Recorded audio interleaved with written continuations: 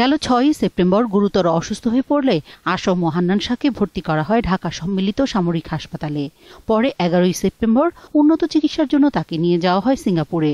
সেখানে রাফেলস heart centre হাসপাতালে চিকিৎসা চলছিল তার। মঙ্গলবার ভোরে সিঙ্গাপুর থেকে আসে বিএনপির প্রবীণ নেতা হান্নান শাহর মৃত্যুর সংবাদ। তার মৃত্যু সংবাদে বিএনপি নেতাকর্মীদের মাঝে নেমে এসেছে শোকের ছায়া।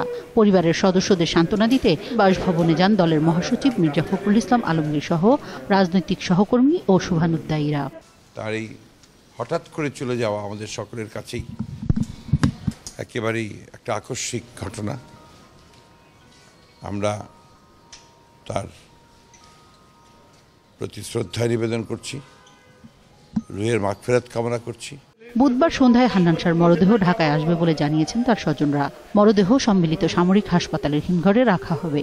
বৃহস্পতিবার সকাল 10টার দিকে মহাখালী DOHS এর জামে মসজিদে জানাজা হবে। পরে জাতীয় সংসদ ভবনের দক্ষিণ প্লাজা ও নয়াপল্টনে বিএনপির কেন্দ্রীয় কার্যালয়ের সামনেও জানাজা হবে। শুক্রবারে নিজ গ্রামে পারিবারিক কবরস্থানে তার মরদেহ দাফনের কথা রয়েছে। মরদেহ রাত্রি 9টার সময় এসে পৌঁছাবে এবং আমরা ইনশাল্লাহ আগামী শুক্রবার দিন বাদ জুমা ওনাকে আমাদের পারিবারিক কবরস্থানে দাফন সম্পন্ন করব। হান্নান শাহ বাংলাদেশ সেনাবাহিনীর কর্মকর্তা ছিলেন। ব্রিগেডিয়ার জেনারেল হিসেবে অবসরের পর বিএনপির রাজনীতিতে সক্রিয় হন। দীর্ঘ রাজনৈতিক জীবনে বিএনপির সংকটকাল সহ সুখে দুঃখে সরব ছিলেন তিনি। দু একটি রাজনৈতিক দলকে যদি দাওয়াত না দিত তারা, এবং তখন যদি বিএনপি বলতো যে অমুককে ছাড়া আমরা যাব না, তাহলে বলতে পারতো যে বিএনপি আর জামাত গাঁট বাঁধা।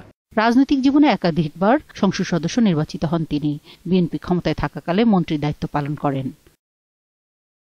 তাপসী রাবেয়া, 21 টেলিভিশন, ঢাকা।